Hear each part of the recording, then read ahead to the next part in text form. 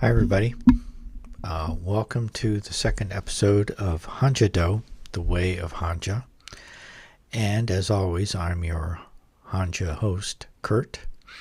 And let's get right to it. Let's see. Slideshow. Start from slideshow. Current slide. Yeah. Good. Oh, wait a minute. I'm not sharing my screen. Okay. Let me share my screen. Share sound. And now, bring up the slideshow. And here we are. Now, on every episode, we'll start with the same slide. It will change only very slightly. If you look up here,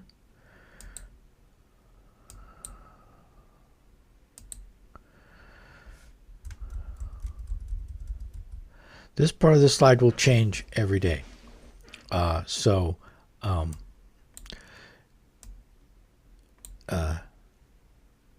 Il is the Sino-Korean number 1. E is the Sino-Korean number 2. Wol is the Sino-Korean word for month, and il, which is the same as the word for one, is also the word for day, and it's also the word for sun. So the first slide was exactly the same as this, except it said il, wol, il, meaning the first day of the first month of the year of the fire horse. Okay, now it's the second day of the first month of the year of the fire horse. And now I'm going to probably turn this laser pointer off. And so since the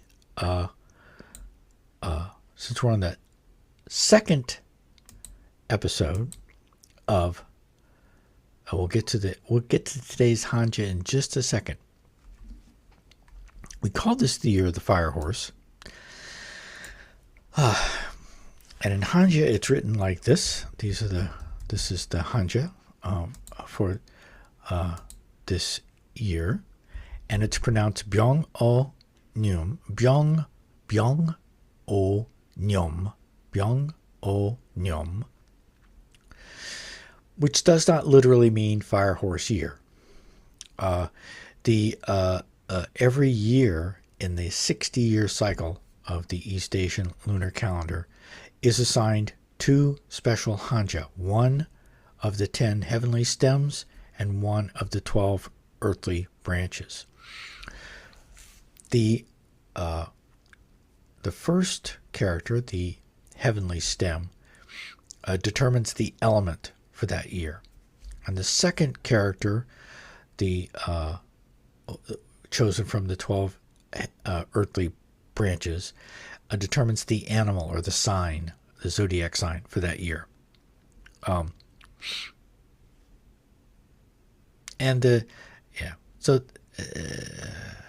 Now, if you do a search on the internet on Byong O Nyum, you get pictures of fire horses or pictures representing the fire horse year, which we translated into English as fire horse year. But if you look up Byong and O in a Sino-Korean dictionary, you will not find that they mean fire and horse. They mean the first, or that actually this is the, which is it? Yeah.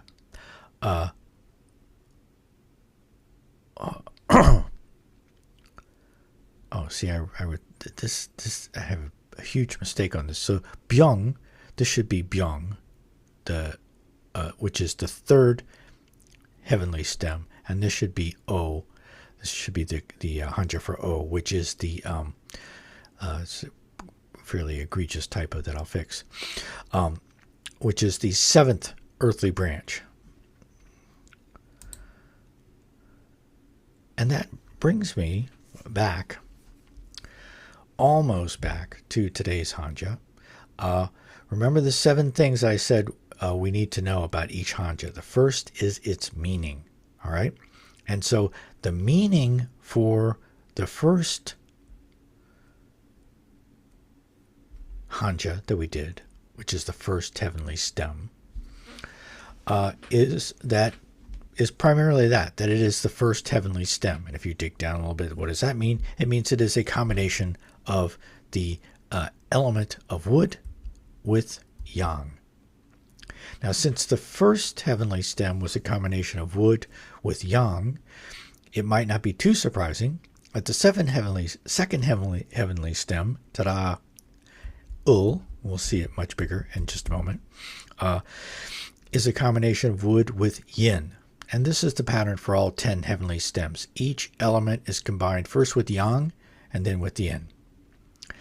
And just as the first heavenly stem did have an additional meaning, in addition to just meaning this is the first heavenly stem, this is a combination of wood and yang, it could also just be used sometimes as the first ordinal number. First, as in first, second, third, fourth, fifth, etc. And so likewise with ul, the second heavenly stem, it can also be used to mean second. This is a pattern that continues for all 10 heavenly stems. Many of them do have other meanings. We saw that the first heavenly stem, gap, could also mean a shell or armor. Ul doesn't have some. It can be used as a name. It actually can be used in chemistry, but as a normal word in everyday conversation, it would only come up if you were having an everyday conversation about the heavenly stems, I'm pretty sure. Or maybe if you wanted to say something was second. But even then, at least in Korean, there are much more common ways of denoting the second ordinal number than using the Hanja ul. Okay, so this is what ul looks like. Big. Here, now I am going to turn the laser pointer off.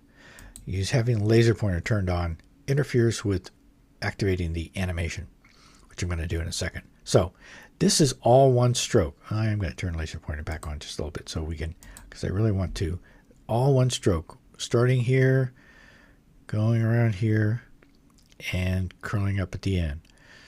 And this will be clearer with the animation. But in this stroke order diagram, which is static and just simply represents the way that the Hanja is written, the numbering of the strokes on the diagram tells you, since this is all one stroke, there's no stroke number 2 or 3 or anything else. It's just all one stroke, the number 1. That means that when you're actually writing this character, your pen or pencil or brush or whatever it is that you're using to write with never leaves the surface that you're writing on, whether it's paper or anything else, whatever you're writing on. The thing that you're writing with remains in contact with the surface that you're writing on during the execution of a single stroke, and that's what makes a stroke a stroke. Even if it changes directions, turns around, whatever it does, your pen, let's just make it simple, say pen on paper, your pen doesn't leave the paper while making the stroke. And this is what it looks like.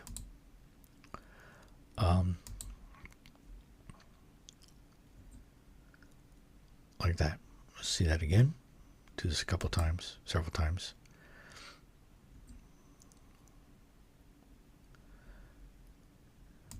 One more time. Okay, and let's look at some other things that are here on this slide. Here are all of the 10 heavenly stems laid out, and so as we go through these, the heavenly stem that we are currently working on will always be highlighted. These are the different pronunciations in Korean, Vietnamese, Japanese, and Mandarin. Ul is what I'm focusing on, since the primary focus of these videos is on Sino-Korean, but in Vietnamese is pronounced something like at. I don't know how to do Vietnamese vowels. I'm learning a little bit of Vietnamese, but Vietnamese vowels are even more difficult than Korean vowels, and I'm going to talk a little bit about the difficulty of Korean vowels. Mandarin vowels are also different. Mandarin and Vietnamese are both tonal languages. Japanese, this is one of the ways of naming this character, Kinoto. And then over here, oh yeah, we see this is radical number 5. And this is one of the, remember I said there's 7 things that, I did mention that. Do you remember the 7 things we need to know about each Hanja? Well, the first is what it means. The second is what it looks like. Is it what it looks like or what it sounds like? I think it's what it looks like.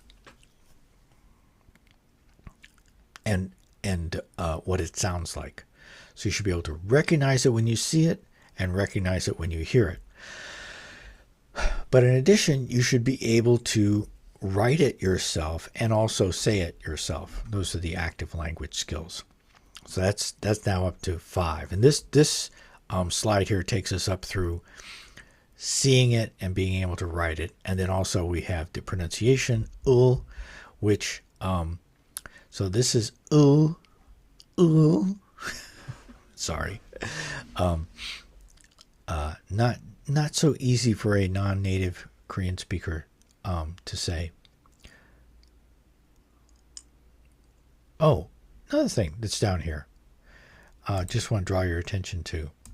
I'm also pointing out where these Hanja show up in the JLPT and the HSK standardized tests, which is an indication of how important these Chinese characters are to someone who's like learning Japanese or learning Mandarin, but also just in general an indication of how important they are in general throughout East Asia. And so N1 and HSK5 are fairly high up, but they're still indicate that these are characters that someone definitely before they would graduate from high school in Japan or in China would know these characters, probably even before that. Okay, now this is the practice sheet for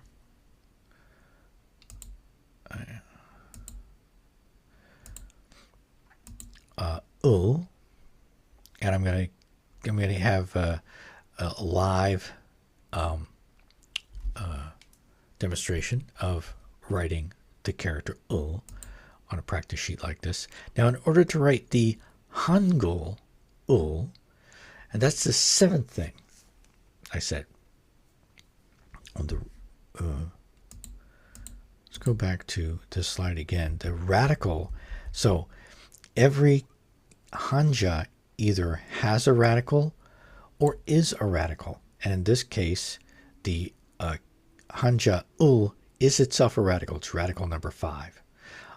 If you recall, the Hangul Gap was also a radical, but it was radical 102. Okay. So that's actually on here as well, the radical. Strokes 1 stroke. It's the Hanja the Hangul they're pronounced the same. Okay. All right.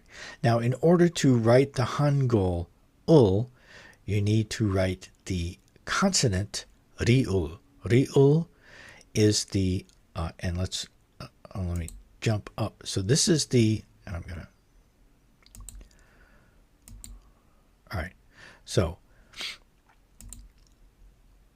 this is the Hangul here with the miom at the top, the vowel in the middle, and then the consonant riom at the bottom. Riul, I think Riul. And this doesn't make any sound. The mium in this location doesn't make any sound because you can't write a hangul that just starts with the vowel. You have to put the mium before it. And then you have the vowel, the u, and then the bachim, the final consonant, which is the, this is also a little difficult. When it comes in the final position, it's okay to go ahead and pretend like it just sounds like the letter L in English, but it's in between L and R. Anyway, so let me turn this off. So this is a practice sheet just for writing ul by itself. Then this is a practice sheet for writing the if you can write so when you write the vowel u, you should put a mium on top of it or in front of it. When you write the consonant riul, you can write it as a complete hangul ra. Complete hangul always has one vowel and one consonant at least. That's why you always have to have the mium even if the sound of the hangul is just the vowel sound. And this is ul again. So this is a practice sheet to kind of repeat. Separate out the individual hanguls, and this is the individual parts of the first heavenly stem gap, with the ga and an a and a ba, and remember I said in the first episode that the Korean consonants, while I was specifically talking about the ga in gap, and when we listened to examples of Korean speakers saying gap, it sounded actually more like kop, and the N sound is technically the hangul ba, which is like the B sound in English, but it ends up sounding more like a P sound at the end, gap. So this is ba, this is ga, ba. This is just for practice writing the hangul. Oh yeah, and so how do you pronounce these things? How does one pronounce these things? So before going to let's see what happens if I click on this. Oh yeah, it does go up. Okay, good. Okay, and the next one is just long horizontal line. That's it. And its sound value is ooh. So similar but a little different. So I put this diacritic mark here. Ooh. And the next one is just long vertical line. And its sound value is E.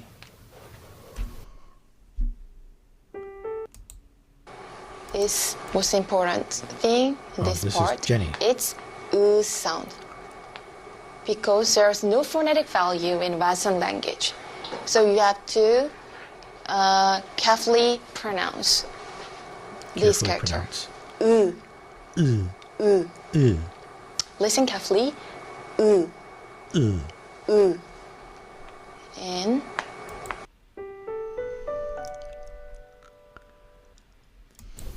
안녕하세요. Okay, and the next one is just long horizontal line. That's it.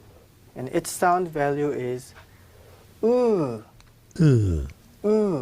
So similar but a little different. Okay, so I put this diacritic mark here. All right. And this is this is a diagram of the inside of a person's mouth, trying to tell you what you're supposed to where different things are pronounced, where different things are articulated in your mouth. Okay, and that is tomorrow's Hanja. So now let's go back to the practice sheets and let's go to the Hanja cam. Okay, that's right, folks. I said Hanja cam.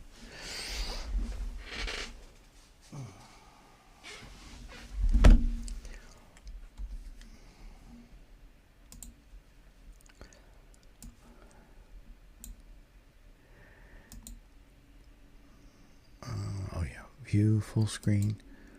All right. Let's see if I can do this without causing too much. Now we're getting somewhere.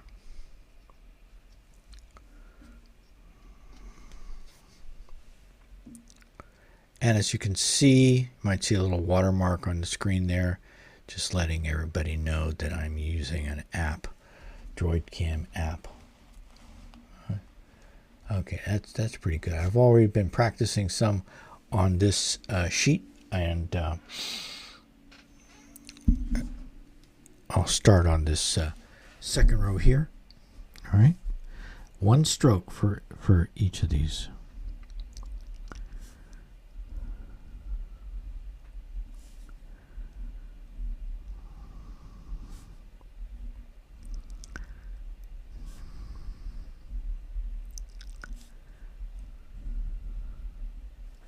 And then try to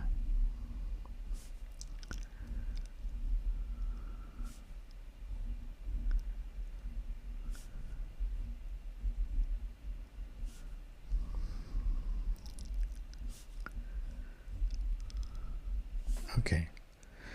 So that's the Hanja ul. Pretty simple, one stroke, but not just as it's a little complicated. It's kind of a complicated stroke. All right. Now we're looking at the Hangul ul. And as you can see, I've already written it a couple times here, and these trace them out. I'm going to start down here. Here's the miun. Here's the u. And then the riul. Here's one stroke, a second stroke, and the third stroke.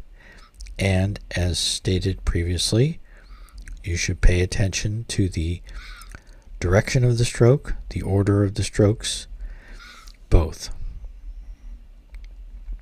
And it might be tempting to try to write this out all at once, but I'm writing it out. The lower part as 3 separate strokes.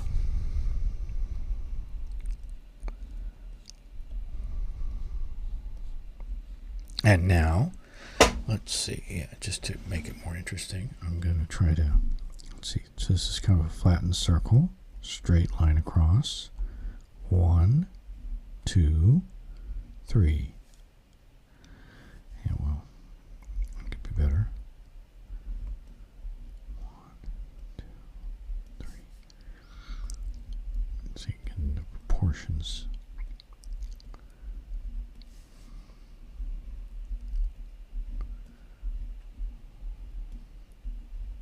Better a little bit.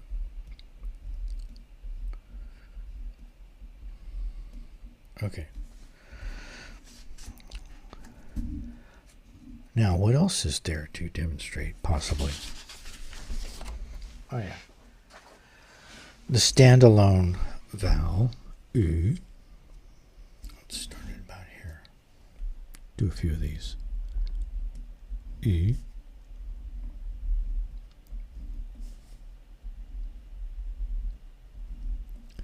And this is just writing ra.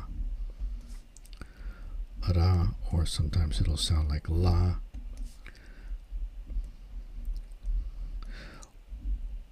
When I mispronounce Korean, usually with the rium is at the riul is at the beginning of word, I'll use a flapdar, like in Spanish, flapdar. If it's at the end, I'll just pronounce it more like an L. If it's in the middle, who knows? And then this is ul again down here. Oh, well, let's go. Oh, yeah. And I kind of... This is the component parts of gap. Ga, a, ba. Here's the ga.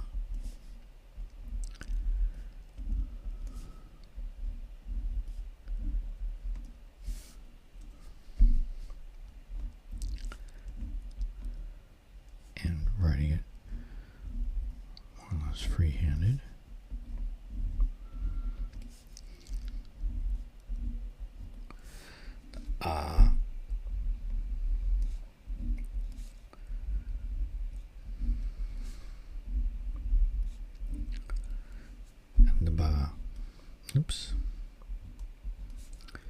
messed that up. So the ba has 4 distinct strokes. The consonant ba. Then the. Okay. All right. So, I'm going to get out of this. I'm going to wrap this up now.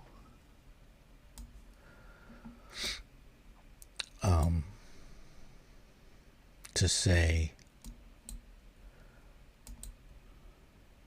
that the Hanja that I'm focusing on in this first part of Hanjado are very interesting. What do I want to do? Oh yeah, but let's not get too hung up on how interesting they are. Let me just suggest that one of the best ways to really get to know these very interesting Taoist Hanja is by writing them over and over again, as people have been doing in East Asia for many, many centuries. And you'll probably get to know the characters better that way than by any other way. At the same time, though, there's lots of interesting things you can read about the heavenly stems and the earthly branches and the other Taoist concepts that we'll be talking about. And I'll throw in some things, some more Taoist sounding things. But for the most part, we're going to focus on the how to actually write these, and to some extent how to say them, and that way they will get themselves firmly embedded in our minds. Thanks for watching, and tomorrow we'll move on to the third heavenly stem. Bye for now.